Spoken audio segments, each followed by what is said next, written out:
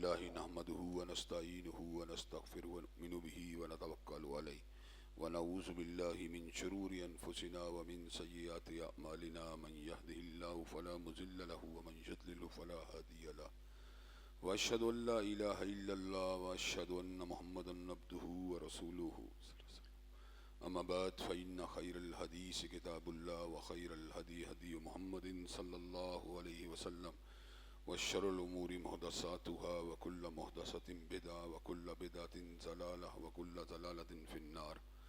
أما بعد أعوذ بالله السميع العليم من الشيطان الرجيم وكذلك ما أرسلنا من قبلك في قرية من نذير إلا قال مترفوها إنا وجدنا آباءنا على أمة وإنا على آثارهم مقتدون قال ولو جئتكم بأهدى مما وجدتم عليه آباءكم قالوا إنا بما أرسلتم به كافرون.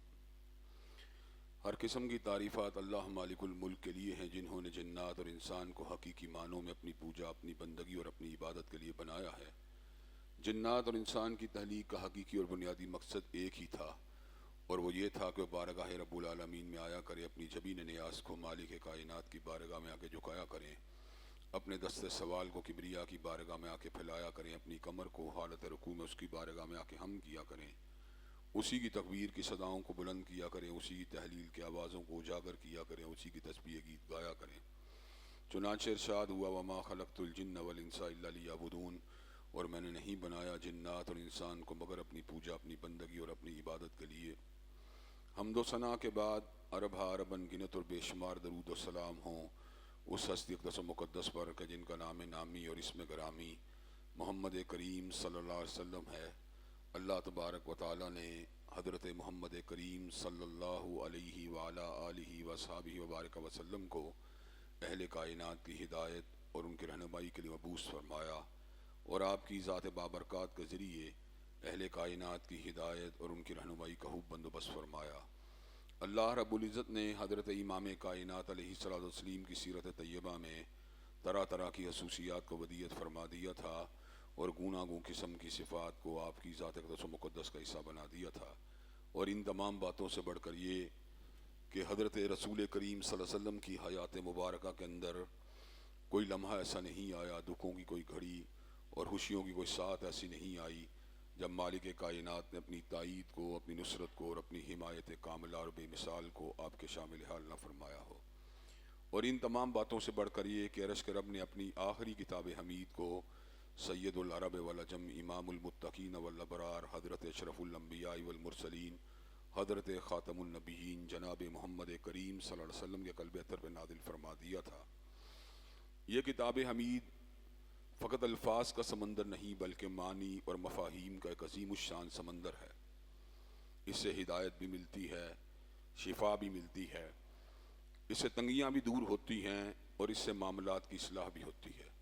والذین آمنوا وعملوا الصالحات وآمنوا بما نزل علی محمد وهو الحق من ربهم کفر عنہم سیئاتہم واصلح بالہم. اللہ تبارک و تعالیٰ نے مجرد اس کے پر ایمان لانے کا نتیجہ یہ بتلایا کہ اللہ تبارک و تعالیٰ ان لوگوں کی خطاؤں کو معاف کر دیں گے جو اس پر ایمان لاتے ہیں قرآن مجید پر، واصلح بالہم، اور ان کے معاملات کو بھی سنوار دیں گے.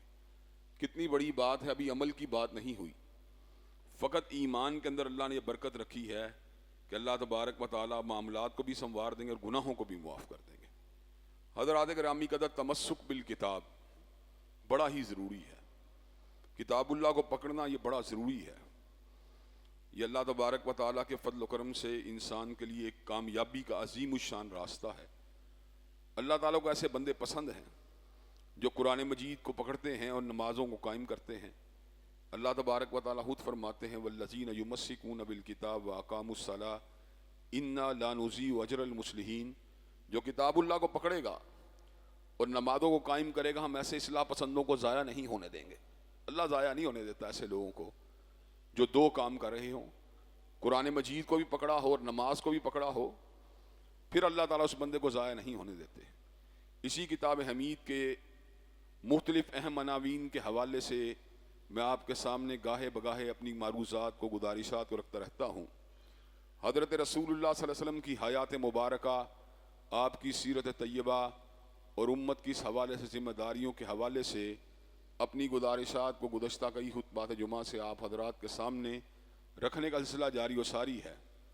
بات اطاعت رسول تک پہنچی ہے۔ اللہ تبارک و تعالیٰ کے رسول صلی اللہ علیہ وسلم کی عظمت کا اعتراف اور ان سے والہانہ محبت کے بعد اب اطاعت کا ذکر ہو رہا ہے۔ اطاعت بڑی ہی فائدہ مند ہے حضرت رسول اللہ صلی اللہ علیہ وسلم کی۔ ان کنتم تحبون اللہ فاتبعونی یحببکم اللہ، جو اللہ سے محبت کرتا ہے وہ حضرت رسول اللہ صلی اللہ علیہ وسلم کا مطیع بن جائے، اللہ تبارک و تعالیٰ اس سے محبت کرنے لگیں گے۔ اسی طرح اللہ تبارک و تعالیٰ نے اس بات کا بھی اعلان فرما دیا، من یطع الرسول فقد اطاع اللہ، جس نے حضور اقدس کی بات کو ماننا ہے اس نے فقط آپ کی بات کو نہیں ماننا بلکہ اللہ کی بات کو ماننا ہے۔ ایک اور مقام پہ اعلان ہوا، من یطع اللہ ورسولہ فقد فاز فوزا عظیما، جس نے اللہ اور اس کے رسول کی بات کو مانا وہ بہت بڑی کامیابی اس کو حاصل ہو گئی۔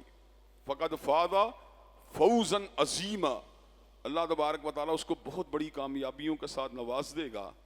حضرات گرامی قدر، حضرت رسول اللہ صلی اللہ علیہ وسلم کے اسوے سے انحراف کرنا یہ باعث وبال ہے، اس کا انجام بڑا ہی خطرناک ہے۔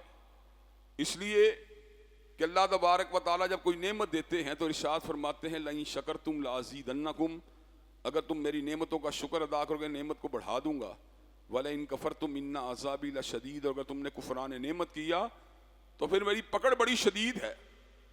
اللہ تبارک و تعالیٰ نے حضرت رسول اللہ صلی اللہ علیہ وسلم کی شکل میں ایک عظیم الشان نعمت انسانیت کو عطا کی ہے۔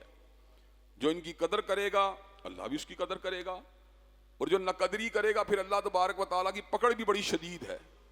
اللہ تبارک و تعالیٰ پھر اس کو جانے نہیں دے گا، وہ بچ کے کہیں نہیں جا سکتا، وہ اسکیپ نہیں کر سکتا۔ اللہ تبارک و تعالیٰ نے جھلک دکھلائی سورہ نور میں۔ اللہ تبارک و تعالیٰ فرماتے ہیں فَلْيَحْذَرِ الَّذِينَ يُخَالِفُونَ عَنْ أَمْرِهِ فَلْيَحْذَرِ الَّذِينَ يُخَالِفُونَ عَنْ أَمْرِهِ أَن تُصِيبَهُمْ فِتْنَةٌ أَوْ يُصِيبَهُمْ عَذَابٌ أَلِيمٌ، جو حضرت رسول اللہ کی حدیث مبارک کو نہیں مانتے، جو آپ کے ارشاد عالیہ کو نہیں مانتے، جو آپ کی چال و ڈھال اور گفتار و رفتار کو نہیں مانتے، جو آپ کی اٹھک بیٹھک حلیہ لباس کو نہیں مانتے، جو آپ کی طرز زندگی، طرز معیشت اور طرز سیاست کو نہیں مانتے، جو آپ کی وجاہت، آپ کی گھریلو زندگی، آپ کے حلیے، آپ کے لباس کو نہیں مانتے، جو آپ کی پگڑی مبارک، آپ کے امامہ مبارک اور آپ کے تہمد مبارک کے جو انداز ہیں ان اطوار کو نہیں مانتے، ان کے بارے میں کسی بھی قسم کی کراہت یا اس کے بارے میں استخفاف کی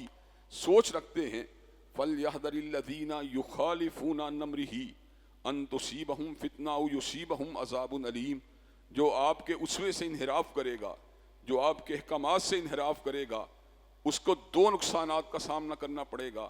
ان تصیبہم فتنہ او یصیبہم عذاب علیم، دنیا میں فتنے کا نشانہ بنے گا اور آخرت میں اللہ نے اس کے لیے دردناک عذاب کو تیار کر دیا۔ فتنے کا نشانہ کئی طرح کے فتنے ہو سکتے ہیں، گمراہ ہو جائے گا، منکر حدیث ہو جائے گا، بد کرداری کے راستے پہ چل نکلے گا، شہوات کے فتنے کا شکار ہو جائے گا، حب جاہ کا شکار ہو جائے گا، حب عہدہ کا شکار ہو جائے گا، حب منصب کا شکار ہو جائے گا۔ حضرات گرامی قدر، دلی بیماریوں کا شکار ہو جائے گا، دماغی اور نفسیاتی امراض کا شکار ہو جائے گا۔ فَلْيَحْذَرِ الَّذِينَ يُخَالِفُونَ عَنْ أَمْرِهِ أَن تُصِيبَهُمْ فِتْنَةٌ أَوْ يُصِيبَهُمْ عَذَابٌ أَلِيمٌ، جو حضرت رسول اللہ کے احکامات مبارک کو نہیں مانتے، جو آپ کی سنن مطہرہ کو نہیں مانتے، جو آپ کی حدیث طیبہ کو نہیں مانتے، جو آپ کے ارشادات عالیہ کو نہیں مانتے، ان کو ڈر جانا چاہیے کہ فتنے کا نشانہ بنیں گے یا آخرت میں اللہ نے ان کے لیے دردناک عذابوں کو تیار کر دیا۔ حضرات، حضور کے اسوے پہ چلنا یہ لازم ہے۔ لَقَدْ كَانَ لَكُمْ فِي رَسُولِ اللَّهِ أُسْوَةٌ حَسَنَةٌ، تم سب لوگوں کے لیے حضرت رسول اللہ کی زندگی بہترین نمونہ ہے۔ اور جو نہیں چلتا اور جان بوجھ کے نہیں چلتا، اس کا انجام کیا ہے؟ فَلَا وَرَبِّكَ لَا يُؤْمِنُونَ حَتَّى يُحَكِّمُوكَ فِي مَا شَجَرَ بَيْنَهُمْ، جو اپنے تنازعات، جھگڑوں اور اپنی الجھاؤ کے اندر آپ کی بات کو آخری بات نہیں مانتے۔ رب تعالیٰ اپنی ربوبیت کی قسم کھاتا ہے وہ لوگ مومن نہیں ہو سکتے ثم لا یجدوا فی انفسہم حرجا مما قضیت ویسلموا تسلیما. اور اس کے بعد یہ بات بھی لازم ہے کہ جب آپ کی بات کو تسلیم کریں تو دل میں گھٹن نہیں ہونی چاہیے، دل میں تنگی نہیں ہونی چاہیے، دل کے اندر انکباس کی کیفیت نہیں ہونی چاہیے. جس کا دل تنگ ہے اس کو بھی اپنے ایمان کا جائزہ لینے کی ضرورت ہے. فرمان رسول ہو اور دل تنگ ہو پھر بھی اس کو اپنے اوپر جو ہے نظر ثانی کرنے کی ضرورت ہے، اپنے ایمان کی کیفیت کے اوپر. جہاں پہ حضرت رسول اللہ کی حدیث طیبہ کی بات ہو، جہاں پر آپ کے ارشادات عالیہ کی بات ہو، جہاں پہ آپ کی سنت مطہرہ کی بات ہو، جہاں پر آپ کی چال و ڈھال اور گفتار اور رفتار کی بات ہو، جہاں پر آپ کی اٹھک و بیٹھک اور آپ کے احکامات کی بات ہو، جہاں پر آپ کی شریعت اور آپ کے اقوال کی بات ہو، جہاں پر آپ کے اسوہ کامل کی بات ہو، جہاں پر آپ کی اداؤں کی بات ہو، جہاں پر آپ کے افعال مبارکہ کی بات ہو، جہاں پر آپ کے احکامات عالیہ کی بات ہو، اس موقع پہ تو مومن کو بڑا خوش ہو کے کہنا چاہیے میں نے حضرت رسول اللہ کی بات کو ماننا ہے. ایک تو بات یہ ہے وہ تنگی میں ایک وہ عمل نہ کرے وہ بھی مومن نہیں، اور جو عمل کرنے کے بعد تنگی محسوس کرے اس کا بھی ایمان نہیں. ایمان کس کا ہے؟ جو پورے شرح صدر سے حضرت رسول اللہ کی بات کو مانتا ہے اور اس بات کو سمجھتا ہے کہ میں نے اس کی بات کو ماننا، کہ جس کی بات کو ماننا اس کی بات کو نہیں ماننا بلکہ رش والے کی بات کو ماننا. اس کو پتا ہے اس بات کا. حضرات گرامی قدر اتنے واضح احکامات کے باوجود اور پھر حضرت رسول اللہ کی حدیث طیبہ بھی اس بارے کے اندر موجود ہیں. کل امت یدخلون الجنہ الا من ابا، کہ ہر شخص جنت میں چلا جائے گا مگر وہ جنت میں نہیں جا سکتا جس نے جنت میں جانے سے خود انکار کر دیا. حضرت رسول اللہ صلی اللہ علیہ وسلم کی خدمت میں صحابہ کرام موجود تھے. قیل ومن ابا، آقا یہ کس طرح ممکن ہے کوئی اللہ کے دیدار سے انکاری ہو جائے، کوئی حوروں کی رفاقت کا طلبگار نہ رہے، کوئی غلمان کی خدمت کا جو ہے تقاضا نہ کرے. آقا یہ کس طرح ممکن ہے؟ حریر و دیبا کے لباس کو چھوڑنا کس طرح ممکن ہے؟ سونے اور چاندی کے کنگنوں کو چھوڑنا کس طرح ممکن ہے؟ لال و یاقوت کی مسجدوں کو چھوڑنا کس طرح ممکن ہے؟ حضرت رسول اللہ نے فرما دیا من اطاعنی فقط دخل الجنہ ومن عصانی فقط ابا، جس نے میری اطاعت کی وہ جنتی ہے اور جس نے میری نافرمانی کی گویا اس نے خود جنت میں جانے سے انکار کر دیا. حضرات گرامی قدر اس قدر اعلیٰ ترین آیات مبارکہ کے باوجود اور اس قسم کی احادیث طیبہ کے باوجود وہ کیا چیز ہے جو ہمیں اسوہ رسول کے اوپر عمل نہیں کرنے دیتی؟ وہ کیا چیز ہے جو ہمیں صحیح طور کے اوپر آپ کے اسوہ اور آپ کی گفتار اور رفتار کے پیچھے نہیں چلنے دیتی؟ حضرات گرامی قدر ان اسباب کے اوپر بڑا غور و فکر کرنے کی ضرورت ہے، اور آپ حضرات کے سامنے انشاءاللہ ان اسباب کو کتاب و سنت کی روشنی کے اندر میں گوش گدار کرنے کے لیے جا رہا ہوں کہ وہ کون کون سے اسباب ہیں جو حضرت رسول اللہ صلی اللہ علیہ وسلم کی اتباع کے راستے میں حائل ہو جاتے ہیں. پہلا سبب جس کا ذکر اللہ تبارک و تعالیٰ نے قرآن مجید کے متعدد مقامات پہ فرما دیا وہ اپنے آباء و اجداد کی پیروی ہے. آباء و اجداد کے دین پہ چلنا، ان کے مذہب پہ چلنا، ان کے طریقہ ہے کار پہ چلنا. حضرات گرامی قدر یہ ہر بندے کو پسند ہوتا ہے، ہر بندے کو یہ بات مرغوب ہوتی ہے. کوئی بندہ بھی اس بات کو پسند نہیں کرتا طبعی اعتبار سے کہ اپنے باپ کے راستے کو چھوڑ دے، اپنے دادے پردادے کے راستے کو چھوڑ دے. یہ خاندان کی عصبیت یا آباء و اجداد کی عصبیت یہ کئی مرتبہ گمراہی کے اوپر بھی منتج ہو جاتی ہے. اللہ تبارک و تعالیٰ اس حقیقت کا ذکر کچھ یوں فرماتے ہیں وَكَذَلِكَ مَا أَرْسَلْنَا مِن قَبْلِكَ فِي قَرْيَةٍ مِّن نَذِيرٍ إِلَّا قَالَ مُتْرَفُوهَا إِنَّا وَجَدْنَا آبَاءَنَا عَلَىٰ أُمَّةٍ وَإِنَّا عَلَىٰ آثَارِهِم مُقْتَدُونَ. ہم نے آپ سے پہلے جس بھی نبی کو بھیجا، جس بھی ڈرانے والے کو بھیجا، اس بستی کے بڑے لوگوں نے ایک ہی بات جواب میں کہی اِنَّا وَجَدْنَا آبَاءَنَا عَلَىٰ أُمَّةٍ وَإِنَّا عَلَىٰ آثَارِهِم مُقْتَدُونَ. ہم نے اپنے آبا کو ایک خاص طریقے پہ پایا ہے اور ہم انہی کی اقتدا کرنے والے ہیں. انبیاء سابقہ نے ثمر کا اعلان فرما دیا قَالَ وَلَوْ جِئْتُكُمْ بِأَحْدَىٰ مِمَّا وَجَدتُّمْ عَلَيْهِ آبَاءَكُمْ، کیا ہم تمہیں ایسی بات سے آگاہ نہ کریں جو تمہارے آبا کے طریقے سے بہتر ہے؟ بستی کے بڑے لوگوں کا جواب کیا تھا؟ اِنَّا بِمَا أُرْسِلْتُمْ بِهِ كَافِرُونَ. ہم تمہارے طریقے کا انکار کریں گے، اپنے باپوں کے طریقے کو نہیں چھوڑیں گے. وَإِذَا قِيلَ لَهُمْ تَعَالَوْا إِلَىٰ مَا أَنزَلَ اللَّهُ وَإِلَى الرَّسُولِ، جب ان کو یہ بات کہی جاتی ہے اس کی طرف آ جاؤ جو اللہ تبارک و تعالیٰ نے اتارا ہے اور جو رسول اللہ صلی اللہ علیہ وسلم کا راستہ ہے. حضرات گرامی قدر وہ کیا کہتے ہیں؟ حسبنا ما وجدنا علیہ آبانا، ہم اپنے باپوں کے طریقے کے اوپر ہی کاربند رہیں گے. اولو کان آباؤہم لا یعلمون شیئا ولا یہتدون، چاہے ان کے باپ جو ہیں دین کے معاملات میں کچھ بھی نہ جانتے ہوں اور گمراہی کے راستے کے اوپر ہوں. حضرات گرامی قدر میرے باپ کے کامیاب انجینئر ہونے کا مطلب یہ نہیں کہ وہ صراط مستقیم کے اوپر ہے. میرے باپ کے کامیاب ڈاکٹر ہونے کا مطلب یہ نہیں کہ وہ صراط مستقیم کے اوپر ہے. میرے باپ کے بہت بڑے بلڈر ہونے یا بہت بڑے ڈیولپر ہونے کا مطلب یہ نہیں کہ وہ صراط مستقیم کے اوپر ہے. میرے باپ کے بہت بڑے سیاستدان ہونے کا مطلب یہ نہیں کہ میرا باپ صراط مستقیم کے اوپر ہے. میرے باپ کے بہت زیادہ مشہور ہونے کا مطلب یہ نہیں کہ میرا باپ صراط مستقیم کے اوپر ہے. حضرات گرامی قدر صراط مستقیم کے اوپر کسی ریڑی بان کا بھی باپ، ریڑی بان جو ہے اس کا بھی باپ ہو سکتا ہے. صراط مستقیم کے اوپر کسی تیل کا کام کرنے والے کا بھی باپ ہو سکتا ہے. صراط مستقیم کے اوپر کوئی پھٹے پرانے لباس والے کا باپ بھی ہو سکتا ہے. اس لیے کہ یہاں پر معیار نہ آپ کا پیشہ ہے، یہاں پر معیار نہ آپ کی دولت ہے، یہاں پر معیار تو ایک ہی بات ہے جو اللہ کے راستے پہ ہے، جو حضرت رسول اللہ کے راستے کے اوپر ہے، وہی صراط مستقیم کے اوپر ہے.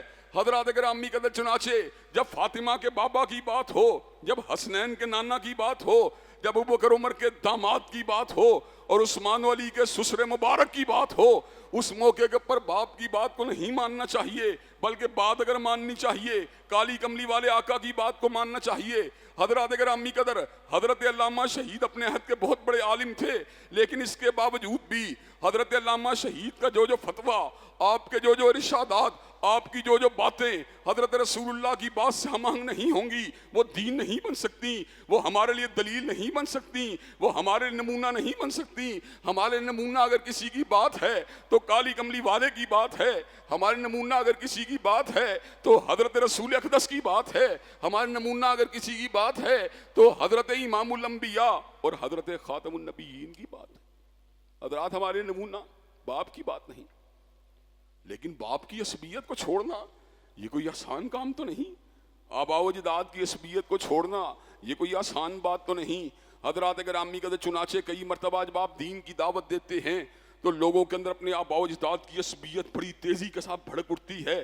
اس موقع پہ حکمت کا تقاضا یہ ہے کہ ان کے آبا و اجداد کو اٹیک کیے بغیر ان کو پیار کے ساتھ صراط مستقیم کی دعوت دی جائے، ان کے آبا و اجداد کے معاملوں کو اللہ کے حوالے کر دیا جائے، ان کے آبا و اجداد کو کفر اور فسق و عصیان کے فتوے لگائے بغیر ان کو صراط مستقیم کی دعوت دی جائے. یہ انبیاء کا طریقہ ہے.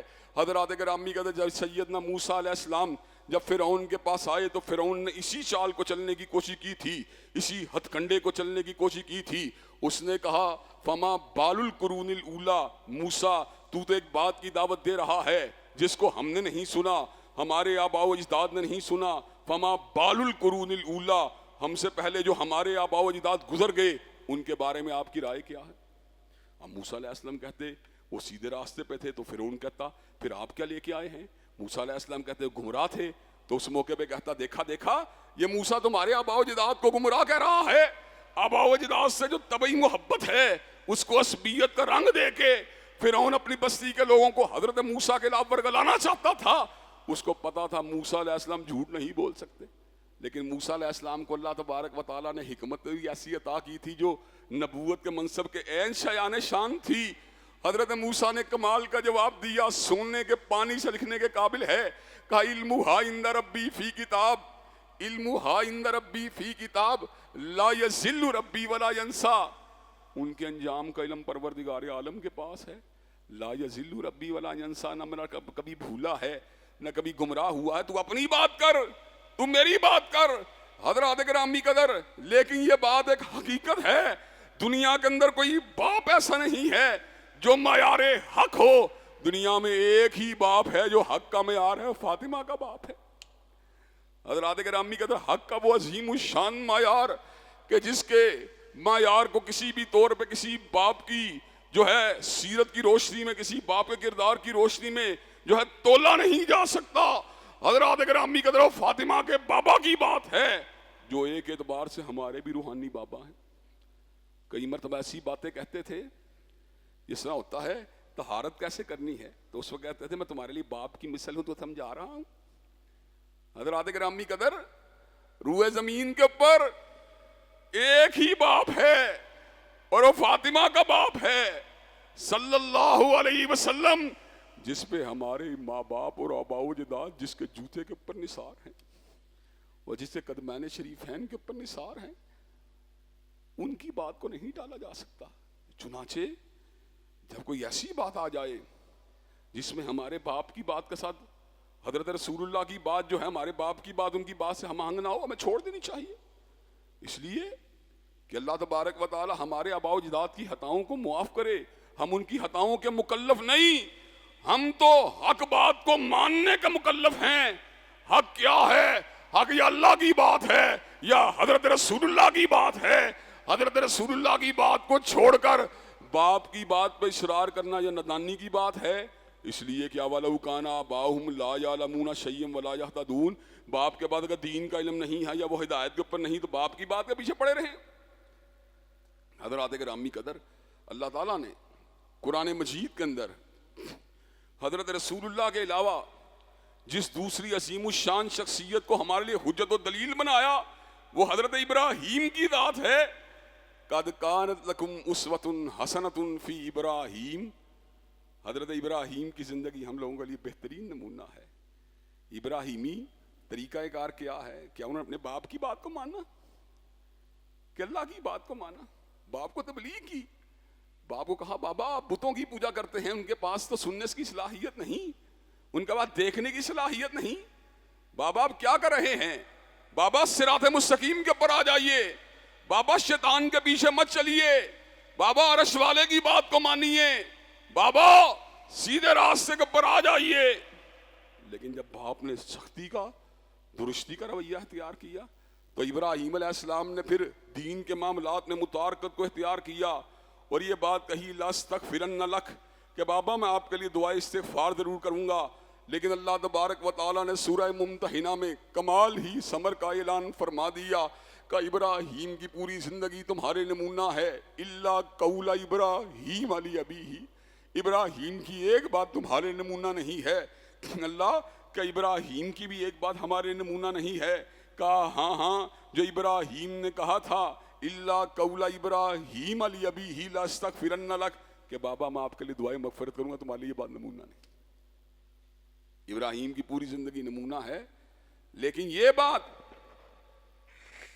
تمہارے نمونہ نہیں کہ ہم جناب والا اپنے ان آباء و اجداد کے لیے دعائیں مغفرت کریں۔ میں ان لوگوں کی بات نہیں کر رہا جو حلقہ بگوش اسلام ہوئے، جو دائرہ اسلام کے اندر دنیا سے رخصت ہوئے، جو کسی نہ کسی اعتبار سے دین سے دور رہے۔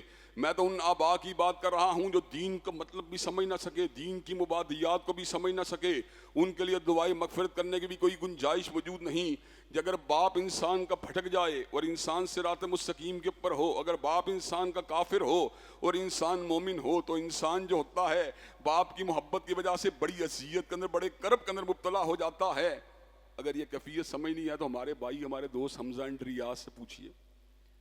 حمزہ انڈریاس حلقہ بگوچ اسلام ہیں اور اللہ کے فضل و کرم سے الہاد کے خلاف ننگی تلوار ہیں۔ حضرات گرامی قدر، انگلستان کا یہ شہری دہریت کے خلاف ایک ننگی شمشیر ہے۔ اللہ تبارک و تعالیٰ کی زمین کے پر عرش کے رب کی توحید کا وہ نقیب ہے۔ حضرات گرامی کا جب اپنے باپ کی بات آتی ہے تو آنکھوں سے آنسوؤں کی جھڑیاں لگ جاتی ہیں، آنکھوں سے آنسو گرنا شروع ہو جاتے ہیں۔ باپ کی محبت میں مغلوب ہو کر حمزہ سسک رہا ہوتا ہے، اس لیے کہ حمزہ کو اس بات کا پتہ ہے قیامت کے دن میری بابا کی محبت میرے کسی کام نہیں آئے گی، میری اپنے باپ کے ساتھ تعلق کسی کام نہیں آئے گا، میرا اپنے بابا کے ساتھ پیار کسی کام نہیں آئے گا، بلکہ قیامت کے دن کام اگر کوئی چیز آئے گی تو عرش والے کی بندگی کام آئے گی یا مدینے والے کی اقتدا کام آئے گی۔ حضرات وہ رو رہا ہوتا ہے، مجھے تکلیف ہوتی ہے کہ کاش میرا باپ بھی میری بات کو تسلیم کر لیتا، لیکن باپ کو سمجھانا بڑا مشکل ہوتا ہے۔ باپ اپنے آپ کو تجربے اور علم کے اعتبار سے وہ سمجھتا ہے مجھے فوقیت حاصل ہے۔ حضرات گرامی قدر، یہ تو ان باپوں کی بات ہے جو دائرہ اسلام سے باہر ہیں اور جو دائرہ اسلام کے اندر ہیں۔ اگر ان میں کوئی فسق ہے، فجور ہے، کوئی بدعت ہے، کوئی سنت سے انحراف ہے، یہ بات بھی انسان کو چبھتی ہے۔ اب ہونا کیا چاہیے؟ بڑی جناب یہ احتیاط کا مقام ہے. سگا باپ یا سگی ماں جو ہے وہ کتاب و سنت کے احکامات سے دور ہو. حضرات گرامی قدر وہ آپ کی داڑھی پہ طنز کر جائے, وہ آپ کے پردے کو روکنا شروع کر دے, وہ آپ کی نماز و بھکتی کسنا شروع کر دے, وہ بیٹے تم زیادہ صوفی ہو گئے ہو, بیٹی تم جو ہے زیادہ انتہا پسند ہو گئی ہو, ان مولویوں یا ملوانوں کے ساتھ بیٹھنے کی ضرورت نہیں, یہ تو تمہارے دین کا, یہ تمہاری دنیا کا بیڑا گرک کر دیں گے. ابھی بچی تمہاری عمر ہی کیا ہے, ابھی 25 سال کی ہوئی ہو. حضرات گرامی قدر کل چادر بھی لے لو گی, کل دوپٹہ بھی لے لو گی. حضرات گرامی قدر مدتیں بیت گئیں. جس بچی کو 15-20 سال کی عمر پردہ نہیں کروایا گیا, اس نے 25 برس کی عمر میں پردہ نہیں کیا, 30 سال کی عمر پردہ نہیں کیا. حتیٰ کہ کئی عورتیں ایسی ہیں جو بہت سے نیک اعمال کرنے کے باوجود اپنی زندگی کے آخری ایام تک چادر سے محروم رہیں. اس کی وجہ کیا ہے؟ اس کی وجہ یہ ہے باپ اور ماں نے تربیت کے اندر اس اصول کو نہیں اپنایا جو اصول کائنات کے رب کا عطا کردہ اصول تھا. قُوا أَنفُسَكُمْ وَأَهْلِيكُمْ نَارًا, اپنے آپ کو بھی آگ کے عذاب سے بچا لیجئے, اپنے اہل خانہ کو بھی آگ کے عذاب سے بچا لیجئے. بیوی کی محبت غالب آئی, بیوی کو پردہ نہیں کروایا. بیٹی کی محبت غالب آئی, بیٹی کو پردہ نہیں کروایا. حضرات گرامی قدر بیٹے کی محبت غالب آئی, اس کو سونے دیا, اس کو نماز کے لیے نہیں اٹھایا. حضرات گرامی قدر خود جو ہے وہ تہجد گزار بھی تھا, شب زندہ دار بھی تھا, داڑھی والا بھی تھا, لیکن بچوں کا کیا حال بنا دیا. بیٹی کو دیکھیے یقین نہیں آتا, حاجی صاحب کی بیٹی ہے, بیٹے کو دیکھیے یقین نہیں آتا, مولوی صاحب کا بیٹا ہے, ایسا کیوں ہوا؟ حضرات گرامی قدر اس کی وجہ بنیادی طور کے اوپر یہ ہے کہ ہم نے اپنے بچوں کے اوپر محنت نہیں کی. اور حضرات گرامی قدر کئی مرتبہ ایسے مواقع بھی موجود تھے, بیٹا ہدایت کے اوپر تھا اور باپ کو بھی مسجد لے کے جا سکتا تھا, لیکن حضرات گرامی قدر وہ تحمل کے ساتھ, وہ صبر کے ساتھ, پیار کے ساتھ اس حد تک جو ہے مغلوب ہوا کہ باپ کو اس بات کی نصیحت بھی نہیں کی. حضرات گرامی قدر باپ کے سامنے اونچی آواز سے بولنا بھی ناجائز ہے, باپ کو جو ہے تبرہ کرنا بھی حرام ہے, باپ کے ساتھ گستاخانہ لب و لہجہ بھی کرنا ہے جو ہے حرام ہے, لیکن پیار کے ساتھ, منت سماجت کے ساتھ باپ کو بھی تو مسجد کا راستہ دکھایا جا سکتا. اخلاق کے ساتھ باپ کو بھی تو یہ بات کہی جا سکتی ہے کہ بابا آئیے مسجد چلتے ہیں. حضرات گرامی قدر بیٹے کے احتساب کا طریقہ اور ہوتا ہے اور والدین کو گائیڈ کرنے کا طریقہ اور ہوتا ہے. کتنے لوگ ایسے ہیں ہماری زندگیوں میں, ایسے لوگ گزرے ہیں, ہم نے دیکھے ہیں. اللہ کے فضل و کرم سے مسجد کے نمازی بنے, ماؤں کو بھی مسجد کا نمازی بنا دیا, باپوں کو بھی مسجد کا نمازی بنا دیا. داڑیاں رکھیں, باپوں نے بھی داڑیاں رکھ لی. کتاب و سنت کا ہمارے ایک دوست ہیں, اللہ کے فضل و کرم سے اللہ تعالیٰ نے تقویٰ للہیت بڑی عطا کی ہے. بابا ان کے کسی اور ذہن کے تھے لیکن بیٹے کے عمل کو دیکھ کر, اس کی تہجد گزاری کو دیکھ کر, شب زندہ داری کو دیکھ کر عمل میں قوت ہوتی ہے, متاثر ہوئے اور آخری ایام اس انداز سے گزرے کہ خود بھی جناب نماز کے اندر پابند, نماز کے پابند ہو گئے. خود بھی کبھی صحیح بخاری کو پڑھے ہوتے تھے, خود بھی کہیں صحیح مسلم شریف کو پڑھے ہوتے تھے.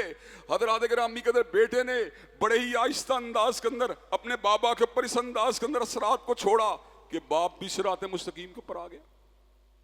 حضرات گرامی قدر یہ بات آپ کو میں اس لیے آپ کے سامنے رکھ رہا ہوں کہ ایک عرصہ قبل میں نے اس بات کو یہاں پر بیان کیا تھا کہ لا طاعۃ لمخلوق فی معصیۃ اللہ, اللہ کی نافرمانی کے اندر مخلوق کی بات کو ماننا جائز نہیں. ہم بابا کی اطاعت, ہم بابا کی بات کو ماننے کے مکلف ہیں, ہم بابا کے مطیع ہیں. ہم اپنے باپ کو انشاءاللہ وہ ہمیں کہے گا مجھے بیٹے فلاں جگہ پہ چھوڑ کے آؤ, ہم جائیں گے. ہمارا باپ ہمیں یہ بات کہے گا بیٹا میڈیسن کو لے کے آؤ, ہماری ذمہ داری ہے میڈیسن کو لے کے آنا. باپ کہے میرا بیٹے میرے جوتا اٹھا کے لاؤ, بھاگ کے جوتے کو اٹھا کے لانا, بابا کے قدموں میں ڈالنا, یہ ہماری ذمہ داری ہے. باپ کہے میری گھڑی کو پکڑاؤ, بھاگ کے باپ کی گھڑی کو پکڑانا, یہ میری ذمہ داری ہے. باپ یہ بات کہے بیٹا پانی کو لے کے آؤ, بھاگ کے پانی کو لے کے آنا, یہ میری ذمہ داری ہے. لیکن اگر بابا یہ بات کہیں کہ بیٹا داڑھی کو کٹوا دو, اب بابا کی بات کو نہیں مانا جائے گا بلکہ کملی والے کی بات کو مانا جائے گا. حضرات گرامی قدر بابا مجھے یہ بات کہیں بیٹا مسجد میں نہیں جانا, اب بابا کی بات کو نہیں مانا جائے گا بلکہ کالی کملی والے کی بات کو مانا جائے گا. حدود ہیں اطاعت کی, اطاعت کی حد کیا ہے؟ باپ کی ہر بات کو تسلیم کیا جائے گا, مگر باپ کی بات جو اللہ رسول کی بات کے مطابق نہ ہو, بے ادبی کیے بغیر اس کی بات کو نہیں مانا جائے. شوہر کہے بیوی کو میرے پاس آؤ, بیوی اونٹ کی پالان کے اوپر بھی بیٹھی ہو، اتر کا اس کو شوہر کے پاس آنا اس کے لیے ضروری ہے. بیوی جو ہے ہنڈیا بھی پکا رہی ہو، شوہر کی بات کو نظر انداز نہیں کر سکتی. شوہر اگر اس کو یہ بات کہے میری بیگم میرے لیے جو ہے فلاں چیز پکاؤ، اس کو پکانی چاہیے، میرے لیے فلاں چیز لے کے آؤ، اس کو لے کے آنی چاہیے. حضرات اگر امی کا لکھیں گے شوہر یہ بات کہے میری بیگم آج فلاں پارٹی پہ چلنا ہے، تم نے وہاں برقعے کو نہیں کرنا، اب شوہر کی بات کو نہیں مانا جائے گا بلکہ عائشہ کے سر کی تاج کی بات کو مانا جائے گا. اگر شوہر یہ بات کہے میری بیگم میرے لیے اپنی ابروؤں کو بناؤ، ان کی پلکنگ کرو، اب شوہر کی بات کو نہیں مانا جائے گا بلکہ رش والے کی بات کو مانا جائے گا، کالی کملی والے کی بات کو مانا جائے گا. حضرات اگر امی کہتے جتنے بھی رشتے ہیں یہ پیار کے رشتے، یہ محبت کے رشتے، یہ خون کے رشتے، ان کا اکرام کرنا، ان کا احترام کرنا ہمارے لیے ضروری ہے. لیکن جہاں پر ان کی بات کملی والے کی بات سے ٹکرا جائے، ان کی بات نہ ہمارے لیے حجت ہے نہ ہمارے لیے دلیل ہے. دلیل اس وقت اگر کسی بات ہے تو کالی کملی والے کی بات. حضرات لوگ گمراہی کی بڑی وجہ آباء و اجداد کی بات کو ماننا، لیکن حقیقت ہے حال کیا ہے؟ آباء و اجداد ہمارے لیے حجت نہیں بلکہ حجت اگر کسی کی ذات ہے تو حضرت رسول اقدس کی ذات ہے. اگر یہ بات سمجھ میں آ جائے تو ہمارے گھروں سے بہت سی بدعات کا خاتمہ ہو سکتا ہے، بہت سی خلاف سنت افعال کا خاتمہ ہو سکتا ہے. میں ایک عمل کو جانتا ہوں جو عمل کتاب و سنت کے مطابق نہیں، لیکن کیوں نہیں چھوڑتا؟ اس لیے نہیں چھوڑتا یہ میرے باپ کا طریقہ ہے. اور مجھے یہ بات بتلاؤ اولو کان آباؤہم لا یعلمون شیئا ولا یہتدون، میرا باپ دین میں حجت نہیں ہے، میرا باپ دین میں دلیل نہیں ہے. دلیل اگر کسی بات ہے کملی والے کی بات ہے. اور یار میرے باپ بڑے جینیس آدمی تھے، ضرور ہوں گے. یار میرے باپ بڑے انٹلیکچوئل آدمی تھے، ضرور ہوں گے. میرے باپ بڑے زبردست قسم کے کاروباری آدمی تھے، ضرور ہوں گے. لیکن وہ دین کے معاملہ حجت نہیں ہو سکتے. آج مرزائی بھی جناب لوگوں کو دھوکہ دینے کی بڑی بڑی کوششیں کرتے ہیں. وہ جناب وہ نوبل انعام یافتہ ڈاکٹر عبدالسلام قادیانی کو جہل تھا جس سے مرزے کا کلمہ پڑھ لیا.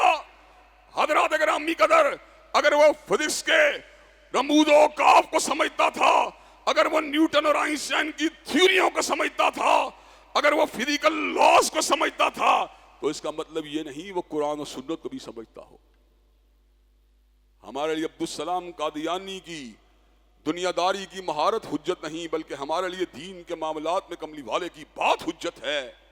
حضرات گرامی قدر سائنسدان تو مسلمان بھی ہیں، سائنسدان تو لا دین بھی ہیں، سائنسدان تو ایتھیسٹ بھی ہیں، سائنسدان تو کرسچن بھی ہیں، سائنسدان بڑے بڑے جو ہیں وہ تو جناب والا ہندو بھی ہیں.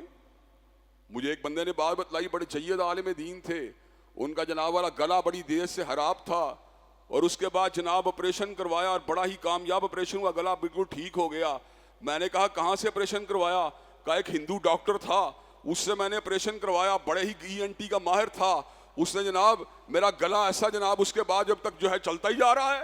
ہندو ڈاکٹر نے علاج کیا، اللہ نے شفا دی، لیکن ہندو ڈاکٹر کی اپنے پیشے میں مہارت دین کے معاملات میں ہمارے لیے حجت نہیں بن سکتی، دین کے معاملات میں ہمارے لیے دلیل نہیں بن سکتی.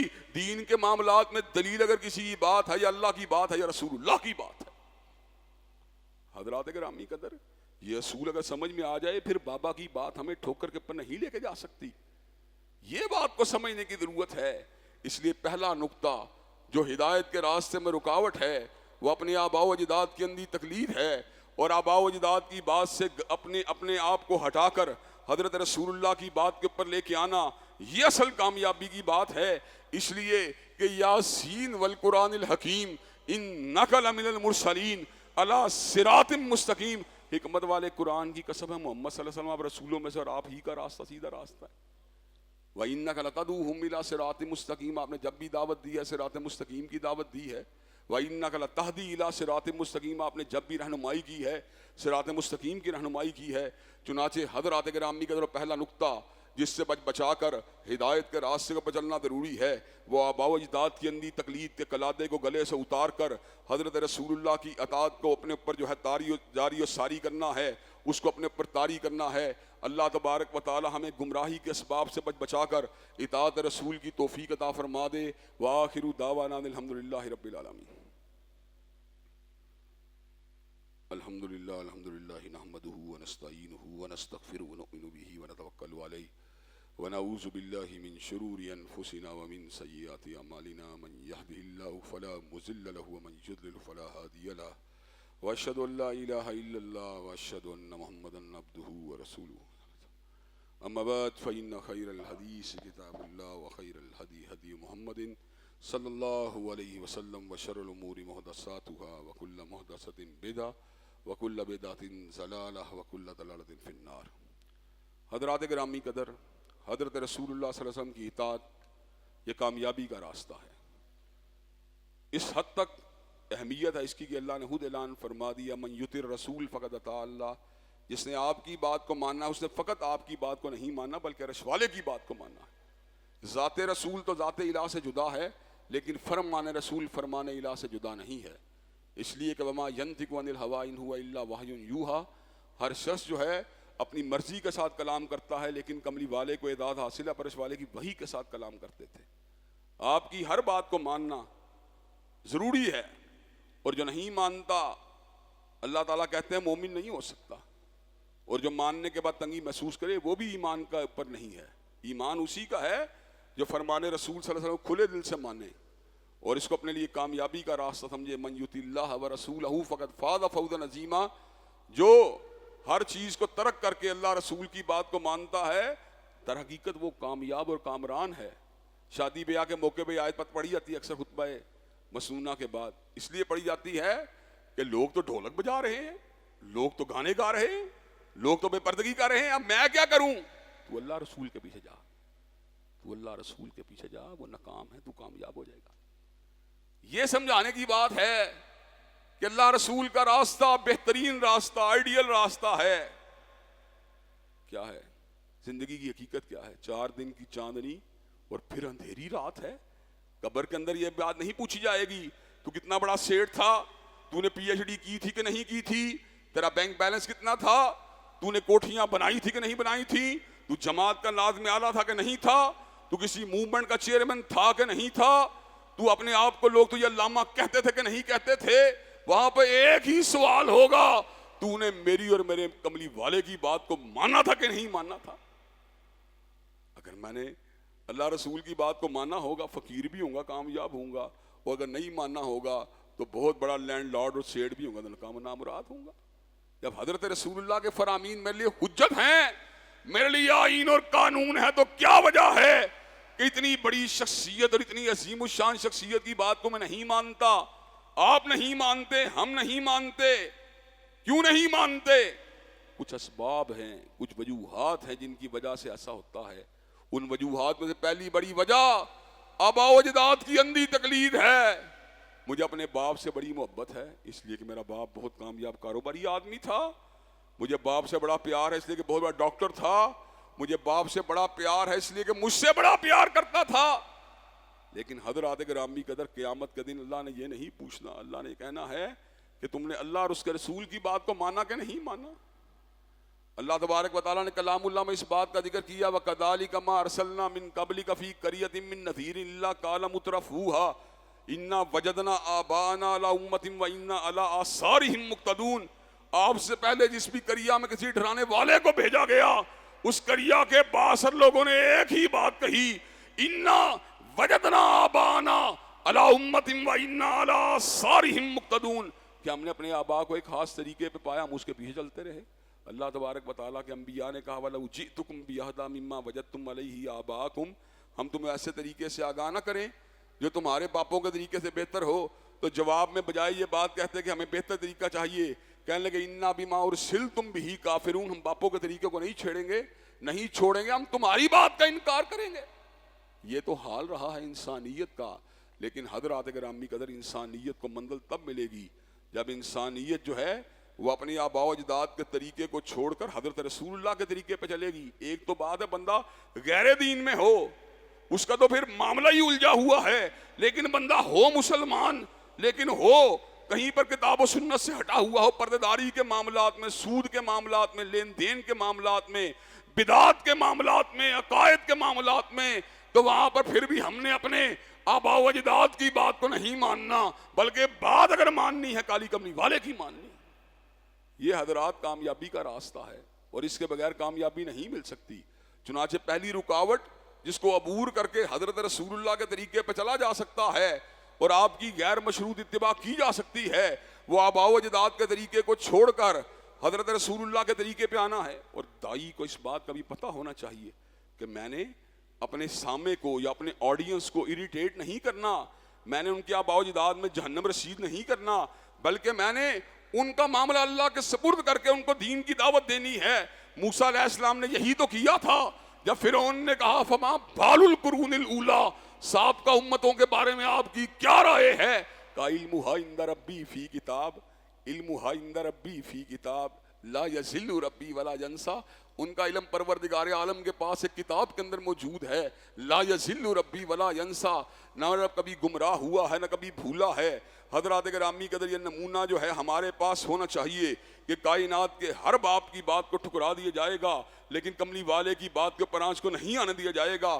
میرے ماں باپ اور ہمارے آباء و اجداد کملی والوں کے جوتوں پہ نثار ہوں. میرے ماں باپ اور آپ کے آباء و اجداد اور میرے سارے آباء و اجداد حضرت رسول اللہ کے قدمین شریفین پہ قربان ہوں. حضرات گرامی قدر دنیا میں ہر ایک کی بات کو رد کیا جا سکتا ہے مگر فاطمہ کے بابا کی بات کو رد نہیں کیا جا سکتا. حضرات گرامی قدر اس کے بعد ایک اہم امر آپ کی توجہ کو مبذول کروانا ہے جو حالیہ ترمیم ہوئی ہے. کچھ اس کے اندر ریزرویشن بھی ہے لیکن مجموعی طور پہ کئی اچھی باتیں بھی ہیں. اگر اس ملک سے سود کا جو ہے معاملہ لپیٹ دیا جائے اور اس ملک کے اندر جو ہیں مدارس کے اوپر جو قدغن عائد ہیں ان کو دور کر دیا جائے تو یہ خوش آئند بات ہے. عدلیہ کے اختیارات کو جوڈیشل ایکٹیویزم تک پہنچا دینا یہ بھی بات زیادتی کی ہے لیکن عدلیہ سے پورے کے پورے اختیارات کو سلب کر دینا یہ بہرحال وہ نقطہ ہے جس کے اوپر ریزرویشن موجود ہیں. لیکن جب اجتماعی طور پر قوم کے مفادات کے اندر کسی جگہ پہ کنسنسس ہو جائے تو ظاہری بات یہ اس بات کو زیادہ رد و قط کرنا بھی مناسب نہیں. اللہ تبارک و تعالی ہمارے ملک کے ساتھ وہ معاملات کرے جو ہماری قوم اور ملک کے لیے بہتر ہوں. اور سچی بات بہتری ایک ہی چیز میں کتاب و سنت کی یہاں پہ عملداری ہو جو ابھی تک نہیں ہوئی لیکن انشاءاللہ اللہ تبارک و تعالیٰ کے فضل و کرم سے ہوگی, ضرور ہوگی انشاءاللہ. شب گریدہ ہوگی آخر جلوہ خورشید سے اور یہ چمن معمور ہوگا نغمہ توحید سے. ان اللہ یامر بالعدل والاحسان وایتاء ذی القربى وینہی عن الفحشاء والمنکر والبغی. سبحان ربک رب العزۃ عما یصفون والسلام علی المرسلین والحمد للہ رب العالمین.